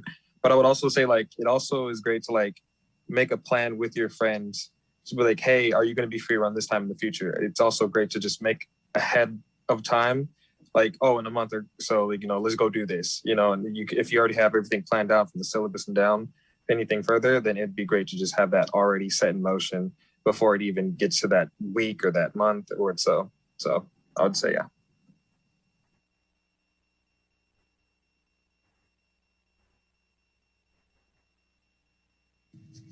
Okay, so thank you for those answers. We'll keep this moving along. This is for 2 of our campus ambassadors right here. This next question, Austin and Matthew. Was it hard to get used to living with other people or, a new person? So it can be challenging just because maybe you aren't somebody who's lived with like roommates before, maybe you've never lived with siblings before. It can be challenging just learning new people's like patterns and everything. But what's really great is when you come in like your first year as a freshman student to Court 17, what they give you is kind of a personality quiz just to get to know who you are, maybe like your major, what are some activities you like to do? So that way they can actually pair you with people who really connect with you on that level. So, you know, I'm a big fan of video games. Austin's a big fan of video games. So they would realize that, hey, maybe you two would really work together as roommates because you have common interests. So what really helps is that I'm meeting somebody who probably has the same interests as me. That way we can connect a little easier than trying to just, you know, meet somebody completely random who may not have the same interests as you. But once again, Court 17 also is just really helpful with making, you know, students feel like a big family and trying to connect you the best they can.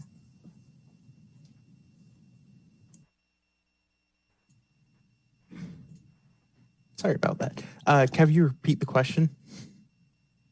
Yes. So was it hard to get used to living with other people / new people? I wouldn't say it was hard. It's just, I guess, a little awkward at first because when you're first moving in, you don't know them other than maybe you've checked out their Facebook, Matthew, before they show up. Sorry. Thought I had my video on.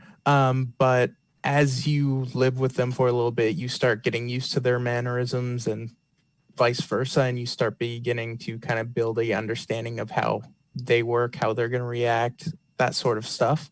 And once you start getting to that, it's kind of more like, I guess, living with a friend. You just, you walk in, hey, what's up? Nothing much. Is that a test? Yeah. Have fun with that. And just that sort of stuff. But yeah, it's not too hard. It's just getting social with them in that first week. Great answers. Appreciate you, Austin and Matthew, of course. Isabella, we have another one here for you. As a running start student, will our advisor admit us to our major once our credit equivalencies are done? That's a really good question. So I believe that with your transcripts coming in, they're going to officially start evaluating those from mid-May onwards. So if you go into your MyUW and into your MyPlan, then into your degree audit and you don't see your transcripts in there, not to worry. At the registration event, we'll have a tool where you can upload your unofficial transcripts and we'll take a look at those and we'll make the determination of which classes to register you for. And so during that time, we'll also look at those transcripts. And if we see that you're major ready, we'll let you know and we'll make sure that we get you over to the major advisor. Thank you, Isabella. Our campus ambassadors, this one is directed towards you. How many classes do you all normally take? Usually for me, 3 a quarter.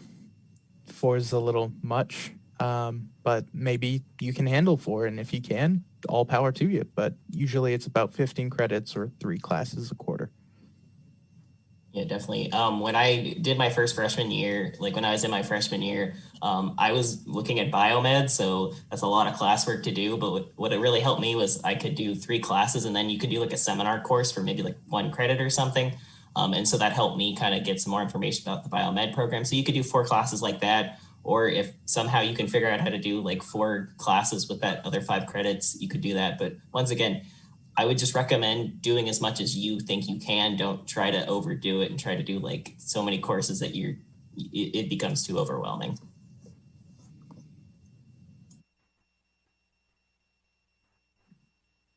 Yeah, I think 3 classes is about what every student takes here at UWT. Again, depending on how much or what the credit is, 3 classes again is 5 credit classes that equal into 15 credit classes. So again, that's the more normal, typical college schedule here at UWT. Justin, do you have anything to add? I personally prefer 2 because I thrive on a great social life, but I will usually do 3 classes when I'm in person but everything online, I prefer 2. It's more comfortable. But 3, I would prefer because it allows me to get things done and my path to graduate and start my career. I would say sticking to 3 would be best. All right, thank you to all of you campus ambassadors for those answers, and Justin, thanks for that pivot at the end. I didn't realize you were going to say 2. But Tori, we have one last one for you. Will financial aid change depending on if a student chooses to live on campus or off campus? That's a good question. It can. Financial aid can change based on whether you're going to commute to campus or whether you're going to live on campus. When you're living on campus, there's a little bit more financial aid included in there for helping you with your expenses, depending on, of course, your expected family contribution. That doesn't mean that you won't get a little bit of assistance if you're living off campus as well. So it just depends on the situation, and you should contact our office and we can walk you through that. But it's possible that your financial aid award will change depending on what you're living, what your living status is. Thanks, Tori. And we're on to the final question. So we're almost there. Just hold on a few more minutes. But this is a question we really do like to ask our campus ambassadors to kind of help us through this. But what will you miss most about the University of Washington Tacoma after you graduate? I can go first since I actually graduated, so I kind of have the most experience with this one.